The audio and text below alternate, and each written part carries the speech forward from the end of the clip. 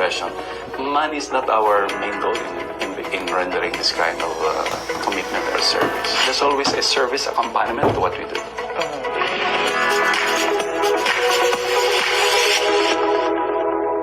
So, Doc, did you always want to be a doctor? No, doctor, yes. Doctor, yes.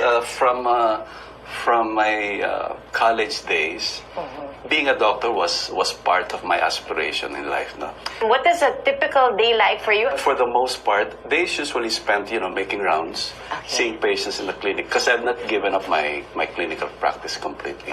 And then, of course, you have meetings as part of your administrative job and responsibility. That you usually occupy several hours of meeting with different divisions, different departments.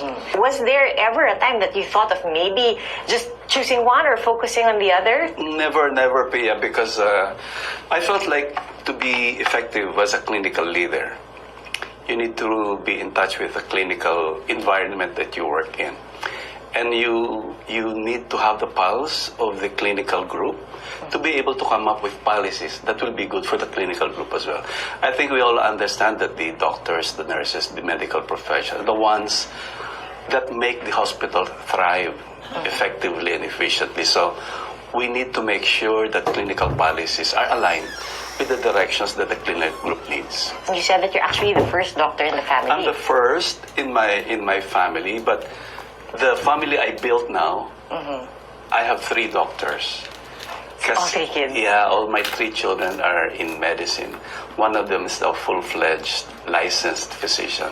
The second one will take the boards. And the third one is finish up medicine proper in UST. So I'm happy with the fact that I built a family of doctors. But, Doc, between you and me, were you ever were you trying to convince them ba to get into the field of Actually, medicine? hindi nga eh. I think na-reverse psychology ko sila.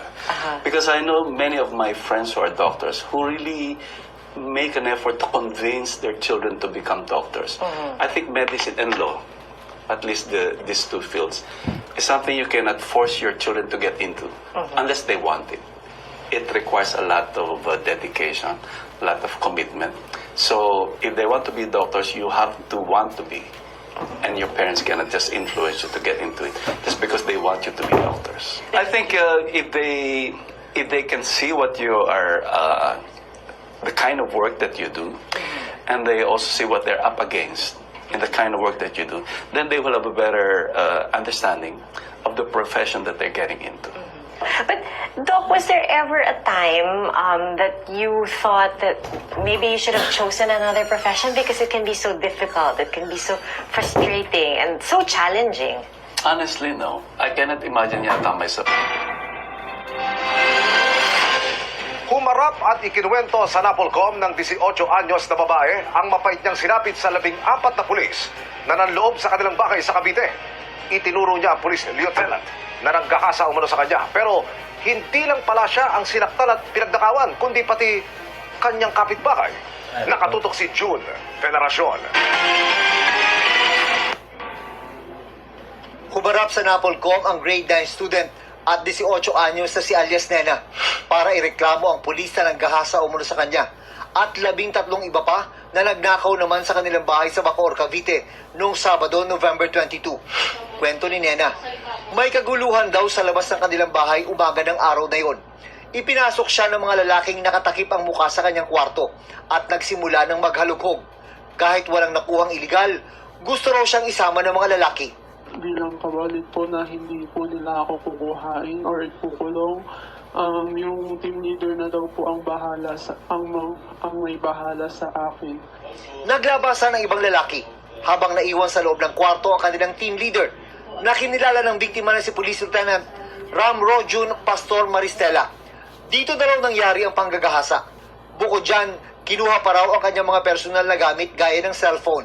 Ang sabi po ni Police Lieutenant Sir Maristela ay kung gusto ko daw pong makuha ang aking cellphone ay magkita na lang daw po ulit kami. Sa kalapit na bahay ni alias Nena, may mga sinaktan at pinagnakawan din daw ng cellphone ang grupo ni Lieutenant Maristela. Pagbaba ko po, binatok-batukan po ako, tinulang. Tapos pinagbantaan po na bubugbugin daw po ako sa loob ng kwarto, tapos ikukulong din daw po. Mga pulis po sila. Pero nagtataka po ako, bakit po nakatakip yung mukha nila? Nang malaman ng Bacoor Municipal Police Station ang insidente, nagsagawa sila ng operasyon. Tensyonado ang naging pag-aresto ng mga pulis Bacoor kay Lieutenant Maristela at 7 pang miyembro ng PDEG sa loob mismo ng kanilang opisina sa Calamba, Laguna. Pinaghahanap pa ang 6 nilang kasama. Malikot sila sir eh, pagalaw-galaw. So anytime nga pwede kaming i-hostage sa loob. Pero yung mga tao ko sir, talagang naka-ready po sa labas ng office. Buti na lang at nakumbinsi ko po sila na ilapag na po lahat ng baril sa table. Tatapusin natin ang maliligayang araw nitong si Police Lieutenant Ram Roljun Pastor Maristela. Tapos na ang maliligayang araw mo. Isinailalim pa sa laboratory test ang mga hinihinalang droga na nakuha sa loob ng sasakyan ng mga pulis. Nasampahan ng mga pulis ng PDEG ng reklamong rape, robbery in van at carnapping. Gusto ko po talagang magreklamo dahil kailangan ko po talaga ng hustisya dahil sa ginawa po nila sa akin. Sinusubukan pa naming makuha ang pahayag ni Maristela at 7 pang pulis. Para sa GMA Integrated News, June Veneracion, nakatutok, 24 oras. Umugong ang impormasyon na naaresto na umano sa Europa si dating Duterte Presidential Spokesperson Harry Roque. Pero itinanggihan ni Roque sa isang post sa social media. Habang ang DILG at Department of Foreign Affairs, wala pa raw natatanggap na kumpirmasyon tungkol dito. Sa gitna yan ang pagkansela ng DFA sa pasaporte ni Roque at ng kapwa niya akusado sa kasong Qualified Human Trafficking na si Cassandra Ong. Nakatutok si Sandra Aguinaldo. A 1 million peso reward for credible, actionable information that will directly lead to the lawful discovery, location, and subsequent arrest by authorized law enforcement agent of Cassandra Leong. Yan ang anunsyo ng Department of Justice ngayong araw matapos kumpirmahing nag-utos na ang Pasig Regional Trial Court na kanselahin ang pasaporte ni Cassandra Leong. Dahil yan sa kinakaharap niyang kasong Qualified Human Trafficking matapos masangkot sa POGO o Philippine Offshore Gaming Operator ng Lucky South 99 Outsourcing na dating nag-ooperate sa Porac, Pampanga. Si Ong mismo nagsabi na ninong niya ang big boss nito. Sa anunsyo ng DFA, bukod kay Ong, kinansila na rin nila ang pasaporte ni na dating Duterte Presidential Spokesperson Harry Roque at 3 iba pang dawit din sa kaso.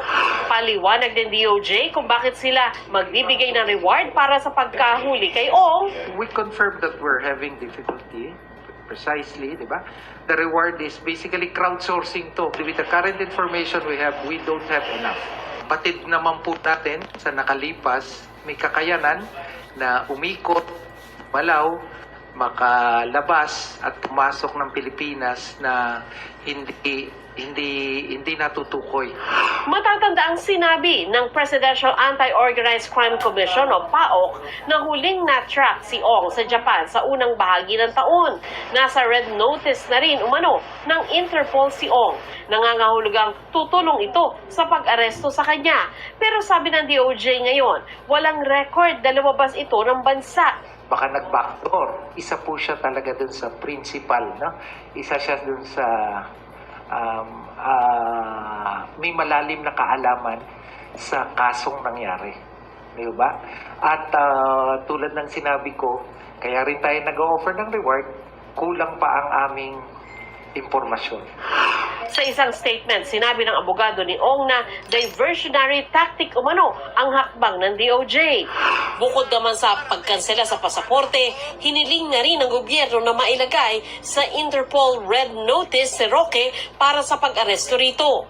Sa isang video na inilabas ni Roque sa kanyang Facebook page, sinabi nitong hindi pa pinal ang kanselasyon ng kanyang pasaporte dahil may 15 araw pa raw siya para maghain ng motion for reconsideration, bagay na kanya raw isusumite. Hindi rin daw siya pwedeng arestuhin dahil nag-a-apply siya ng political asylum sa Netherlands. For the record, nakatanggap po ako ng court decision. na aking sasampahan ng motion for reconsideration. So dapat po hindi pa kanselado ang aking pasaporte. At alam naman po ng Department of Foreign Affairs yan dahil may mga abogado naman sila na nag-a-advise na hindi naman automatic ang desisyon ng korte. No? Meron po yung motion for reconsideration. At ang aking motion for reconsideration, sabi po ng hukuman, ako daw ay nananatiling labas sa bansa na walang justifiable na dahilan. Well, ang paghingi po ng asylum ay karapatang pantao. That is a justifiable means po of why I am away from jurisdiction of the Philippines. Nanawagan din si Roque sa publiko na ipagdasal ang kanyang kaligtasan. I am a creature of prayer. Hindi naman po ako tatagal na wala sa Pilipinas sa ganitong katagal kung hindi po ako nananampalataya sa ating Panginoon. Please lang po, I need your prayers. Sagot naman ng DOJ, wala umanong basihan ang paghingi ng asylum ni Roque. At the end of the day, he has to demonstrate and establish to the authorities na he is being persecuted here. There is no persecution but he is evading prosecution. Itinanggi naman ni Roque ang umugong na impormasyon na naaresto na siya sa Europa. Nag-post pa siya ng larawan ng kanyang umanong ticket papunta sa Vienna, Austria ngayong araw. Nang tanungin kung posible nga bang makabiyahe si Roque dahil kanselado na ang pasaporte nito, sabi ng DOJ, hindi raw ito posible kung wala siyang valid passport at pwede siyang hulihin ng immigration authorities at maaaring ma-detain ng anumang bansa kung gawin niya ito. Para sa GMA Integrated News, Sandra Aguinaldo, nakatutok 24 oras.